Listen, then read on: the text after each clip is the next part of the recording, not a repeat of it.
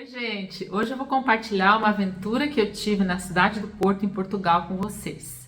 Eu fiz essa viagem em férias e aproveitei para falar sobre cultura alimentar. Quando a gente fala de cultura alimentar, a gente fala de repetição de padrões alimentares, ou seja, tradições alimentares que refletem diferentes culturas. É interessante lembrar que uma tradição só se repete e se caracteriza em uma cultura quando há um aspecto positivo ligado a essa repetição de padrão, ou seja, os alimentos que se consomem em algumas regiões repetidamente e atravessam gerações, eles trazem uma identidade positiva em relação a essa cultura. Essa imagem representa bem um exemplo do comer afetivo positivo, que é justamente quando a gente se encontra em torno da mesa com pessoas com as quais a gente se sente seguro e feliz. Essa felicidade é mediada por uma série de neuropeptídeos que atuam nas nossas transmissões nervosas. O primeiro deles é a ocitocina. A ocitocina regula outros neurotransmissores, como por exemplo, neurotransmissores opioides, que atuam como analgésicos. É por isso que quando a gente está feliz, em torno de pessoas felizes, a gente esquece todas as dores físicas. Também atua sobre a serotonina, que é um neurotransmissor relacionado à sensação de felicidade. Um outro mediador é a dopamina, que traz uma sensação de euforia. Então, nesse momento, nós temos todos esses mediadores nos fazendo felizes. Então, se prepara aí para viver essa aventura comigo e depois, no retorno ao Brasil, também uma aventura brasileira para falar das mesmas tradições e cultura alimentar. Em Portugal, eu vou focar no vinho, que é uma tradição muito forte dos portugueses, e aqui no Brasil, eu vou focar no cafezinho, que é uma tradição muito forte para nós aqui. Bom, antes de falar com o nosso primeiro convidado especial sobre vinhos, vamos dar uma voltinha no Porto, no Mercado Municipal do Bolhão, que foi recentemente inaugurado, para falar com algumas pessoas sobre memórias afetivas, pessoas tradicionais que estão lá há muitos anos. Espero que você goste. Falando em tradição, vamos ao Mercado do Bolhão. Bolhão, como eles dizem aqui.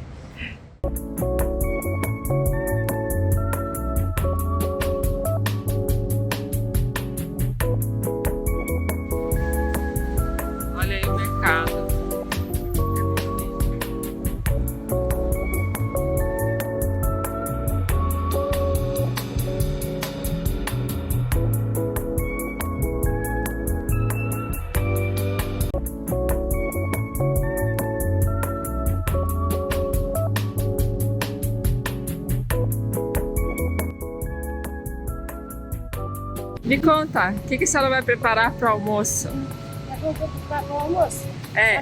Vai ser filete. Filetes? E é tradicional de Portugal? Tradicional de Portugal. É. Bacalhau, filete. Ah, é bacalhau. Bacalhau também é bom.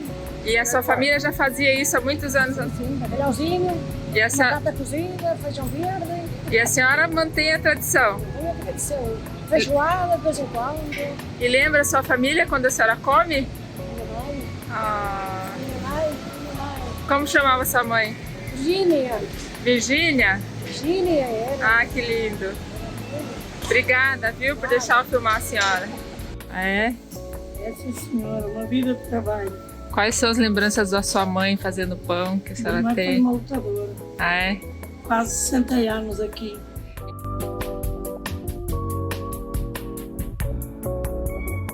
Então é a Alice, Sou o amor. do País das Maravilhas? Hora nem mais. É.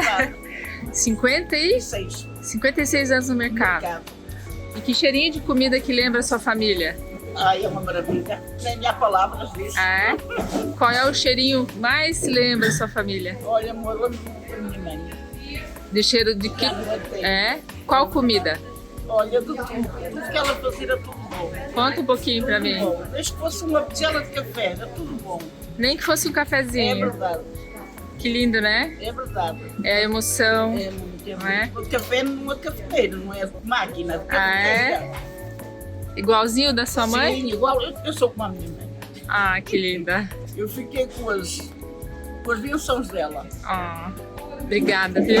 Tá, no Um beijo. tudo beijinho grande, tudo bom, tá? Dá um beijo pros brasileiros. Tá, um beijinho para o Brasil, tudo bom. Não gosto. Vou perguntar, ó, ele disse que é verdade. É verdade, é. Que é a mulher que manda no marido aqui em Portugal? Só falta aqui a sujada. É verdade. Nessa visita ao mercado, vocês viram que as pessoas, quando se lembram desses momentos felizes, também trazem essas memórias afetivas como um fator que vai desencadear as mesmas sensações de felicidade. Por outro lado, no nosso mundo atual moderno, é muito comum que as pessoas fiquem mais isoladas e ligadas às redes sociais sem o contato próximo com outras pessoas. As nossas metas se tornaram muito urgentes, todos querem sucesso e felicidade em curtíssimo prazo. Isso faz com que as pessoas fiquem muito estressadas, angustiadas e às vezes até mesmo depressivas. E a alimentação passa a ter um papel diferente. As pessoas passam a comer sem nem mesmo prestar atenção no que estão comendo. Isso faz com que a qualidade da nossa alimentação diminua e que hajam consequências tanto psicológicas como físicas. O alimento passa então a fazer um papel de preencher esse vazio emocional.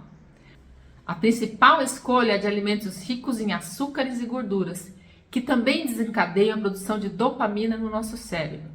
Sentimos-nos eufóricos temporariamente e logo essa sensação decai e nos sentimos tristes e frustrados, com a necessidade de comer cada vez mais desses alimentos. Como resultado, ganhamos peso de uma forma não saudável e ficamos doentes. Vamos começar então a nossa aventura no Douro? Eu vou mostrar para vocês uma entrevista com o Tomás Roquette, que é de uma família tradicional do Douro, que produz vinhos há muitos anos. Nós vamos falar sobre o papel do vinho como símbolo de afetividade em torno da mesa.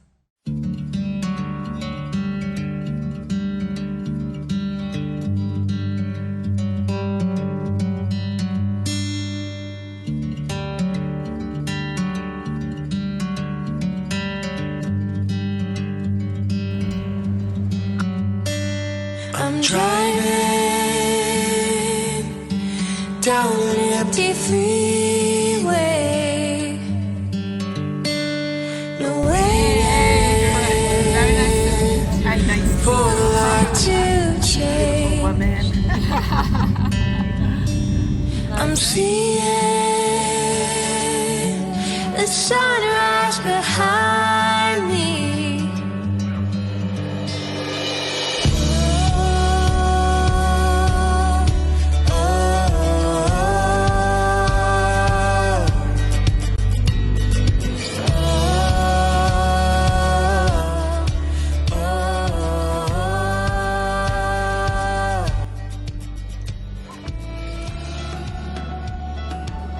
Estamos aqui nessa vista maravilhosa, mas que eu já conheço todos os dias, mas é sempre bom revisitar, não é? Um abraço para vocês.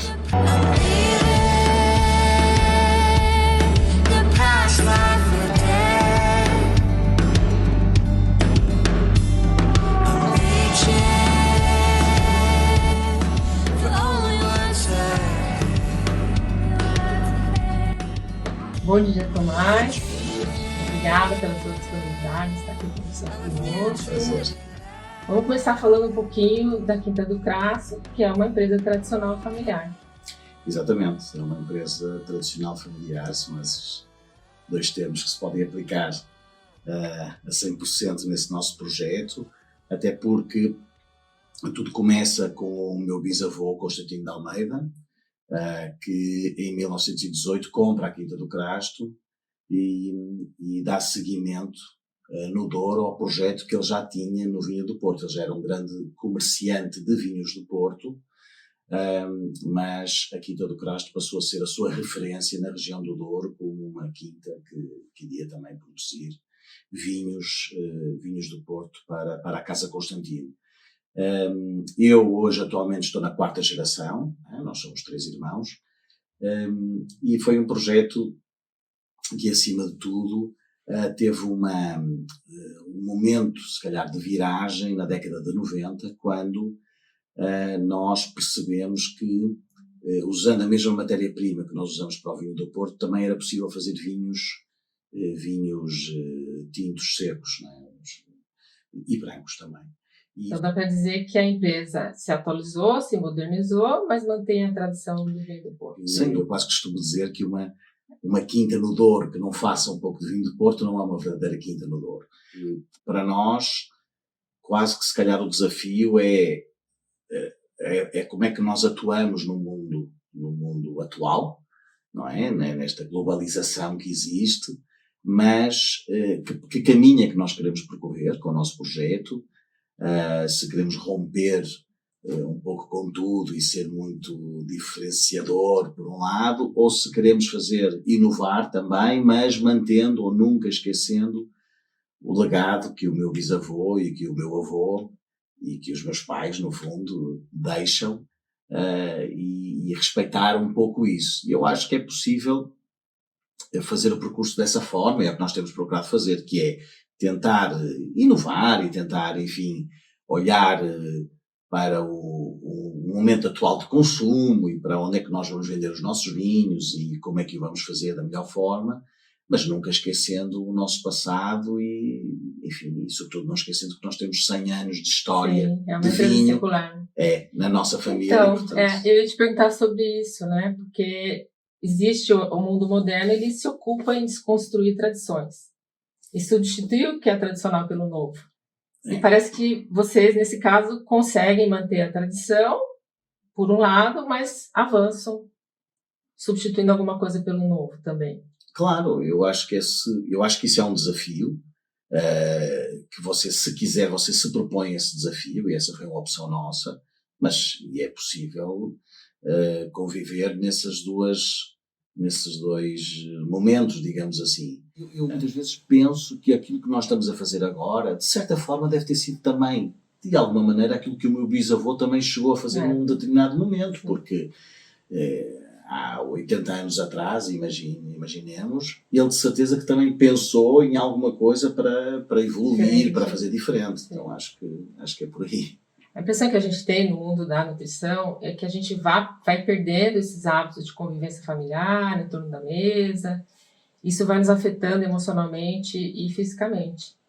E aí eu pergunto assim, como é que você enxerga isso em relação a esse ritual mesmo do vinho em torno da mesa? Com a modernidade, a gente está perdendo esse ritual, mas continua consumindo vinho de uma outra forma? Olha, ou o vinho ajuda a manter essa claro, tradição, esses rituais afetivos? Essa é uma pergunta, mais até que uma pergunta, é um tema muito interessante e que a mim até me preocupa, me chama a atenção, não só como produtor de vinho, mas até do outro lado, como uma pessoa que também, enfim, almoça todos os dias ou tem que conviver com as pessoas. E, de facto, eu acho que nós, nesses últimos anos, enfim, o mundo passou ou está passando por um desafio ou por uma era que é, de facto, uma grande, quase revolução tecnológica e ao mesmo tempo, uma preocupação no nosso dia-a-dia, através de ferramentas tecnológicas ou através de hábitos completamente diferentes.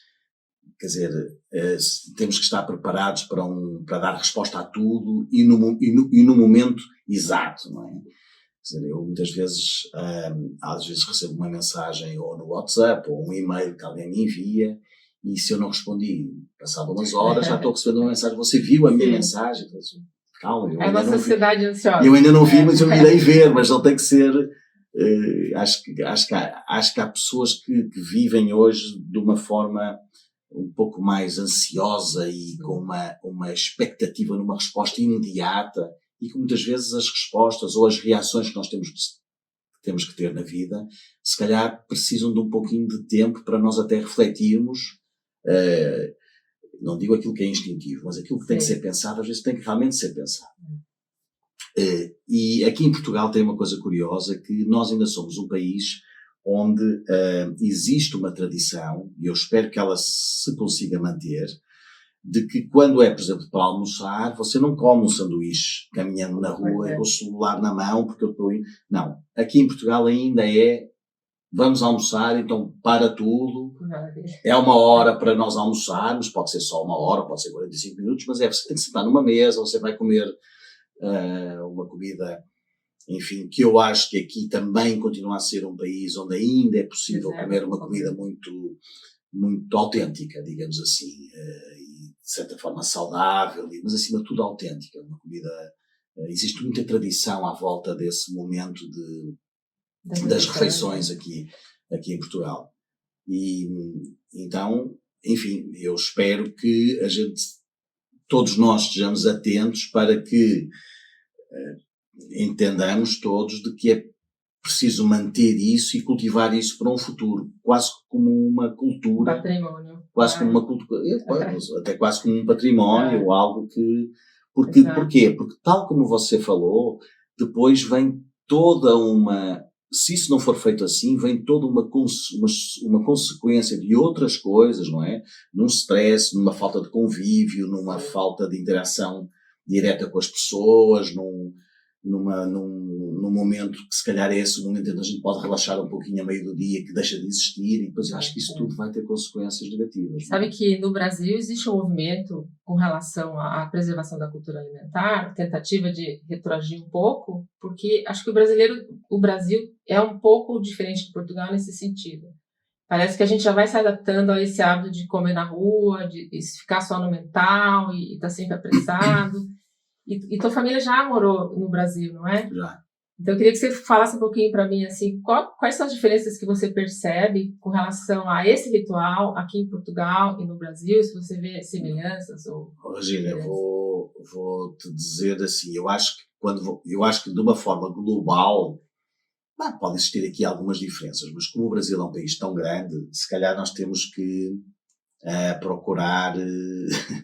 Se você me perguntar a minha opinião, eu acho que há momentos ou situações um pouco diferentes de cidade ou de região para região. Eu vou ao Brasil há mais de 20 anos, 2, 3 vezes por ano, portanto eu conheço praticamente o país todo, mas na época atual, se você me disser assim, olha, você acha que isso é geral ou São Paulo é uma coisa vamos até comparar São Paulo com o Rio. São Paulo é uma grande metrópole e São Paulo tem logo uma coisa que cria logo um stress diário, que é, eu estou numa reunião num determinado local e se eu tenho um almoço marcado num outro lugar, e eu vou ter que logo estar ali vendo ali no GPS quanto tempo é que eu vou demorar, olha, eu vou ter que sair agora porque eu vou demorar 1 hora a chegar naquele outro local.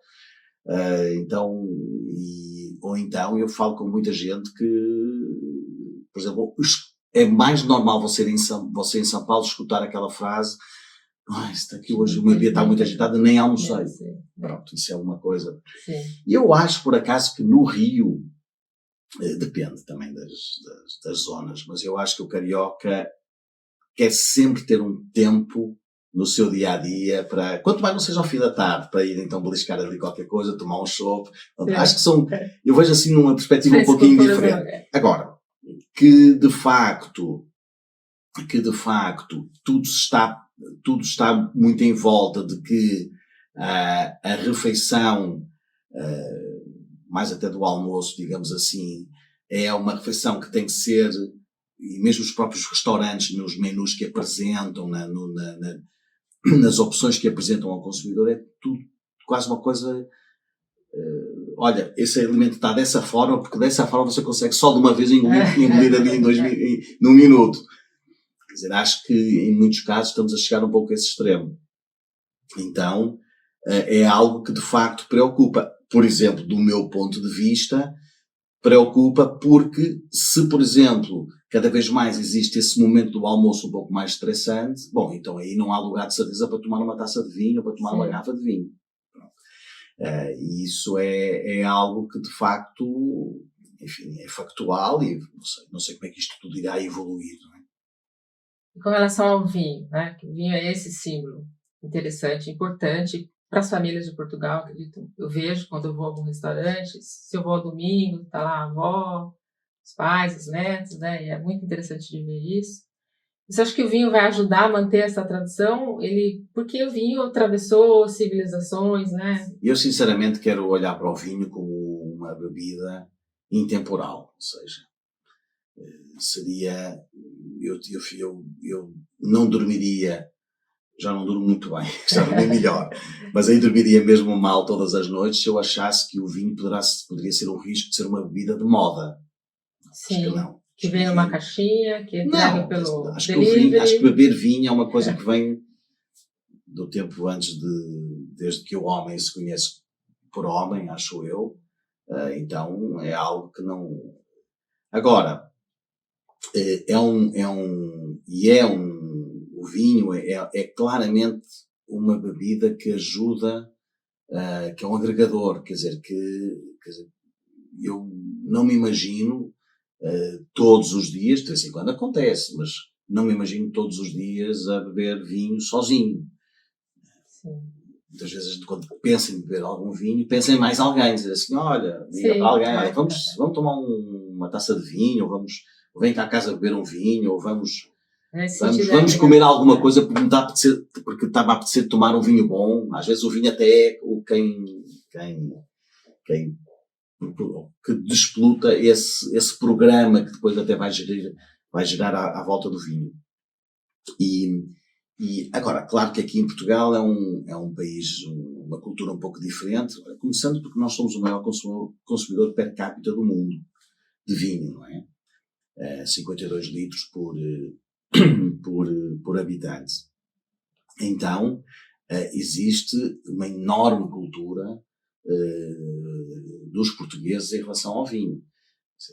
Quase que diria, nem é só quase toda a gente tomar vinho, é até você falar com alguém e se não for os pais, serão no máximo os avós, senão ou é um tio ou é alguém que tem uma propriedadezinha que produz o seu vinho. Que também, e sinceramente acredito que nós temos a nossa chance, é nesta nova geração que está chegando ao mercado, não é agora no ano passado nem há 2, é se calhar nos últimos 10 anos ou 15, mas é uma geração nova, e eu acho que não é só uma questão de como é que eles vão reagir em relação ao vinho, eu acho que é como é que eles vão reagir em relação às bebidas que têm álcool. Eu acho que é isto que acontece. E eu acho que os jovens, eu sinto de certa forma isso, acho que fazem uma distinção entre o vinho e outras bebidas.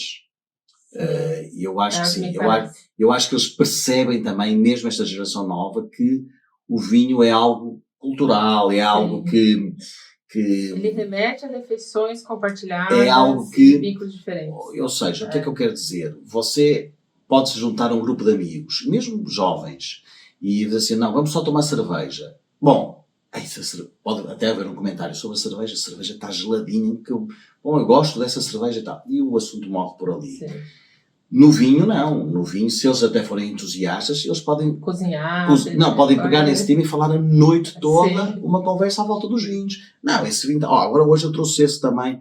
Mas eu visitei um produtor que tipo, e aquilo pode ser uma história, um motivo para você ficar a noite toda falando sobre aquele tema. Exatamente. Mas ele traz quase que uma necessidade de ter uma refeição junto.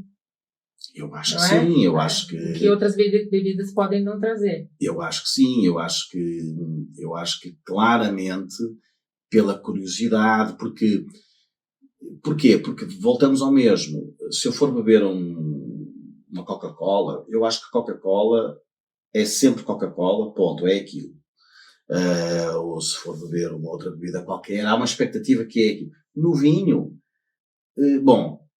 mas que marca é que você trouxe hoje? Trouxe esta. Mas espera aí, e que safra? Porque, a gente bebeu semana passada, esse vinho estava ótimo, vamos tomar ele de novo? Não, vamos tomar ele de novo, mas com 10 anos de idade, é que eu trouxe uma safra mais antiga. Cria-se logo outra vez uma grande expectativa, você já esquece o que é que você tomou a semana passada, que era o mesmo vinho, mas agora você está todo focado a ver como é que é esse vinho de novo, mas com 10 anos de garrafa. E depois tem a harmonização, não é? Tem a questão de que, claramente, muitas vezes a coisa é ao contrário, não, venham cá a casa jantar que eu tenho aqui um peixe, eu tenho aqui um foie gras fresco, cara, que é uma loucura, que alguém me deu aqui de presente, e alguém fala logo, então peraí, é foie gras? Então vou levar aqui um vinho, um Tokai, que eu tenho aqui que eu tinha aqui guardado, vai ser hoje que a gente vai... Então, existe muito essa essa simbiose, e eu acho que é mais do que qualquer outra coisa, eu acho que é este despertar desta curiosidade, quase que até se pode tornar uma paixão, que você tem que despertar nesta geração, nestas pessoas que estão começando, iniciando o seu consumo, o seu mundo do vinho, e é isto que nós temos que incutir, no fundo, é saber que não há uma garrafa igual à outra, que você pode harmonizar com milhares de coisas, que você pode fazer, sei lá, tanta coisa que você pode fazer à volta do vinho. Sim. Bom, então parece que o segredo é você bater a porta de alguém ou da família, levar a sua garrafa de vinho, para que a gente não deixe que a modernidade roube a nossa afetividade, não é isso? É isso mesmo. Tomás, muito obrigada pela entrevista. Não, eu que agradeço essa oportunidade. E vou continuar aí por Portugal, mais especificamente pelo Porto, falando um pouquinho de tradição, cultura alimentar. Até já!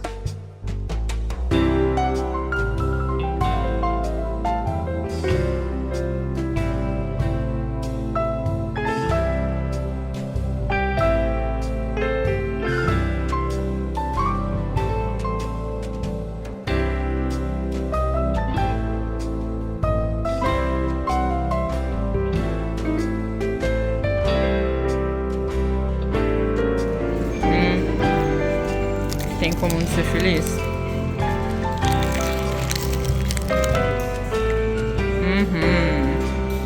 Mas olha que eu não resisto a esse.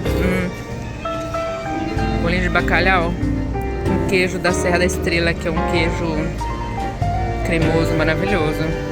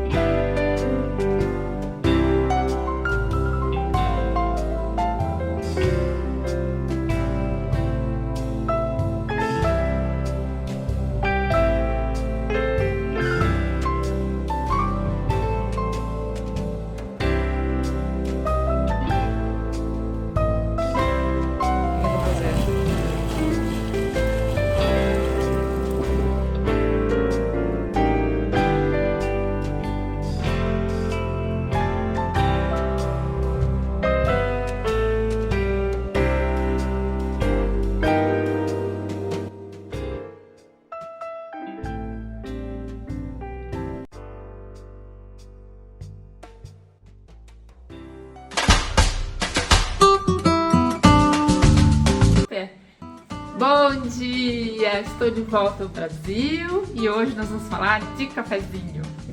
Tá uma chuva aqui e faz lembrar o quê? Um cafezinho quente, um bolinho de fubá. Na verdade, os brasileiros não precisam de desculpa alguma para tomar um cafezinho, né? A gente sabe que o café não tem origem no Brasil, mas a gente é o primeiro produtor e exportador mundial de café. Isso quer dizer que você, mesmo que não esteja no Brasil, provavelmente já tomou nosso cafezinho. Vou começar com uma visita no Café Kentucky. É um cafezinho muito interessante aqui de Curitiba, onde eles têm uma torrefação local. E o Carlos, que é proprietário e mestre de torra, vai falar um pouco sobre o café pra gente. Depois eu vou entrevistar a Simone, psicóloga, que vai falar dessa relação afetiva que a gente tem com o alimento e vai dar umas dicas pra gente de como se reconectar com o alimento como uma forma de afetividade em torno da mesa. Espero que você goste dessa última etapa desse programa. Te encontro então lá no cafezinho. Gente, eu tô aqui no Café Kentucky. Olha só, eles têm uma máquina de torra. E um dos proprietários é o Carlos, que ele é mestre de torra. Olha que bacana. Carlos, eu tô contando aqui da importância da tradição em volta da mesa, alguns costumes que a gente tem. E o costume do brasileiro é tomar um cafezinho, convidar os amigos com um cafezinho em torno da mesa. E é legal, assim, que parece que o café tem uma pegada parecida com a do vinho, né? A gente também tem diferentes produções, diferentes tipos de torra, diferentes qualidades de café, é isso mesmo? Tem muitas diferenças entre qualidades de cafés, mas eu acho que a similaridade entre o vinho e o café é a busca pela particularidade, pelo momento, pela sensação, né? Então, Legal. o café ele traz isso. E o que é o mestre de torra, Carlos? O mestre de torra é aquele que entende todos os tipos de cafés, conhece a fazenda, conhece a produção, e a partir da qualidade dos cafés a gente produz os nossos, extrai o melhor de cada grão. Para cada tipo de café, tipo de grão, tem um tipo diferente de torra? Sim. É? Ou você pode fazer diferentes torras para o mesmo tipo de café? Também. Tudo. Tem uma infinidade de variações, né, entre blends. Então é uma arte parecida com a do vinho mesmo, né? Com certeza. Legal, Carlos. Cada um Obrigada. tem a sua assinatura, né? Legal. Obrigada por oferecer espaço pra gente. Eu vou conversar agora com a Simone, que é psicóloga, e vai falar um pouco dessa reação pra gente, dessa relação afetiva de um símbolo à mesa do brasileiro, que é o cafezinho. Com certeza. Legal. Ótimo produto. Gente, o cheirinho aqui é muito bom. É uma alegria estar aqui com a Simone hoje. Tudo bem, Simone? Tudo bem. Obrigada por estar aqui, para ter esse papo comigo. Satisfação é minha. Eu queria a Simone para tomar um cafezinho, já que a gente está falando das tradições brasileiras em torno da mesa agora.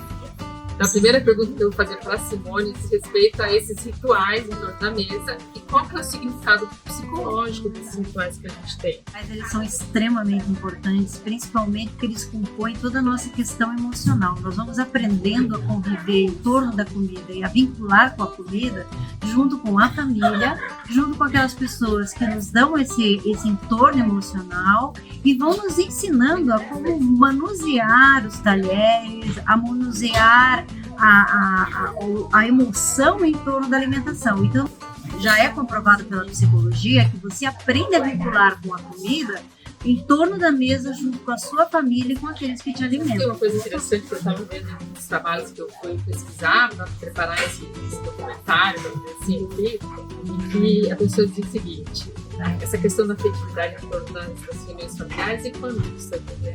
A pessoa disse o seguinte numa entrevista, disse assim, bom, eu posso até trabalhar com pessoas com as quais eu não me identifico, mas almoçar ou ir tomar um cafezinho com alguém com quem eu não me identifico, não dá. Eu acho que isso afeta muito. Exatamente. Esse papel do café como símbolo da afetividade, né? Sim, até porque assim, o café, existe o café após a refeição, mas existe o café ele por si próprio, que hoje em dia é até mesmo uma maneira de vincular com alguém, né? Você primeiro convida a pessoa para tomar um cafezinho, é uma maneira de você estar convidando a pessoa para conhecê-la, né? Muitas vezes assim, que tal a gente tomar um cafezinho? Quer dizer, é uma maneira de você até cortejar alguém. Hoje Legal. tornou-se sinônimo de um cortejo, né? Tomar um cafezinho e estar convidando uma pessoa para dar uma saidinha. E entre amigos também, né? E Tomar um sim, entre amigos para também. botar a conversa em dia. Para conversar, exatamente, Legal. colocar a conversa em dia. Bom, como nutricionista e você como psicóloga, a gente tem uma preocupação também com a saúde, né? Com certeza. Então você fala dessa saúde emocional que acaba refletindo em aspectos fisiológicos que podem ser positivos e negativos. Sim. Então, o que eu queria perguntar para você agora é assim, hoje em dia, eu falei disso quando estava falando com o Tomás lá daquele traço sobre o vinho, e também a gente vê sobre qualquer aspecto do da mesa, né? Então, no cafezinho é a mesma coisa. Hoje eu vi um post seu lá no Comer Meditativo e você dizia assim, cuidado com esses rituais que podem ser prejudiciais. Isso. Mais ou menos isso, né? Como chegar em casa e ir direto pra geladeira, pegar qualquer coisa para comer e sentar ver televisão. Exatamente. Então a pergunta é a seguinte, a gente está mesmo, Simone, na vida atual, assim, nessa modernidade, separando a cabeça, né, a mente do corpo na hora de comer, sem pensar no que está comendo? Como é que funciona isso, essa separação? Sim, na verdade nós estamos automatizados em quase todas as nossas atitudes, né? Nós praticamente não tomamos consciência daquilo que nós estamos sentindo no nosso corpo. Então, por exemplo, nesse exato momento nós estamos conversando, eu estou tendo uma sensação corporal, eu tenho um friozinho na barriga e isso é importante você entrar em contato com isso, né? O arrepio que você sente por estar assim com um ventinho próximo do corpo, o cheiro do café enquanto a gente conversa, e isso é muito pleno. Quando você chega em casa e nem pensa, só diz, ai, que cansaço, que vontade de pegar alguma coisa para comer e me largar no sofá, e não prestar atenção em que emoção que está te conduzindo, você está desconectando totalmente as suas emoções do ato alimentar. Você está comendo simplesmente para relaxar, mas para relaxar a gente não come, para relaxar a gente relaxa. Entende? Então é por aí que você desvincula o estímulo da resposta. E se você não dá uma respiração, uma respirada, uma pausa, você não faz essa conexão que deveria ser feita. Você desenvolve. Interessante assim, que eu estava pensando, né? Que vem refletindo ao longo desse programa todo. Então, parece que assim, o moderno vem afastar essas tradições por algo mais rápido, por algo, enfim, né? Da velocidade da tecnologia, coisa assim. E como consequência, ele nos afasta dessas sensações e realmente faz esse papel um pouco de separar a mente do corpo. Não só isso, mas nos afasta da nossa natureza animal. Porque nós esquecemos que nós somos animais, né? E o animal, ele cheira, ele fareja, ele toca, ele chega perto, né? Então, se você, pra quem tem animalzinho em casa, é fenomenal observar o que o animal faz, né? Como ele se aproxima, como ele fareja, como ele vai aos poucos tateando e vai devagarinho, né? Ele não vai simplesmente atacando. Interessante, Simone, o que a gente pode fazer então? Porque a gente vê a voz da modernidade, né? Como é que você faria um convite para as pessoas assim? O que a gente tem que fazer, né? Procurar chamar mais os amigos, procurar mais viver essas emoções junto à alimentação. Como que a gente conseguiria tentar melhorar isso? De certa forma, preservar essa tradição em torno do cafezinho ou qualquer outro alimento. Bom, eu vejo que já está havendo um retorno aos hábitos antigos, né? Eu acho que o movimento do slow food, né? O próprio movimento do desembale menos, né? Descasque mais, esse movimento de voltar para a cozinha antiga, desmistificar a alimentação da cozinha e tentar observar mais o que é esse industrializado, porque houve um tempo em que o industrializado virou a maior sensação, era a maravilha, né? Como algo do moderno, exato. Por exemplo, nós somos de uma geração em que se trocou a manteiga pela margarina, como se a margarina fosse o auge da coisa, né? Trocou-se o molho pelo ketchup, como se o ketchup fosse a sétima maravilha do mundo. Então nós estamos, a própria banha de porco, né? Então assim, nós estamos fazendo um retorno à natureza, e retornar à natureza é retornar ao nosso lado mais animal, a questão da sensorialidade. Então, se voltar aos 5 sentidos e se voltar à própria questão da fome, o que é a fome? Fome não é vontade, fome não é desejo. Vamos lá, fiz um barulho do café aqui, mas a gente vai faz da parte. Máquina. Então você está falando que a fome, vamos voltar do ponto Não que é você fala, vontade e não é desejo. Fome não é vontade, não é desejo. Fome, a gente tem que conectar novamente o que é fome, o que é saciedade, o que é satisfação, que são coisas diferentes, mas para isso tem que conectar com o corpo, Exato. que é onde a gente mora. Vamos estar pensando aqui, para a gente concluir, pensando assim, o que a gente poderia usar como uma frase assim, respeite o bicho que você é na hora de comer? Sim, respeite o bicho que você é na hora de comer. E eu sempre digo assim também, né? Não coma para se acalmar, se acalme para comer. Perfeito. Que é uma Que coisa bom. assim, porque senão você está indo pela via inversa, né? Exato. Então não raciocine, não pense o que você vai comer, né? Simplesmente sinta e entre no corpo para saber o que você vai buscar para comer. Legal. Simone, obrigada. Obrigada a você, querida. Sempre um prazer estar contigo. Gente, o Patrick está preparando nosso cafezinho do sul de Minas, olha só.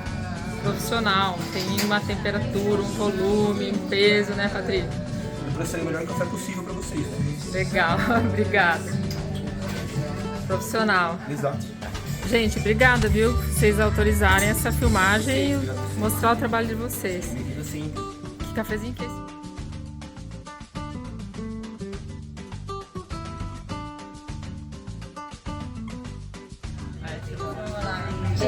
Então,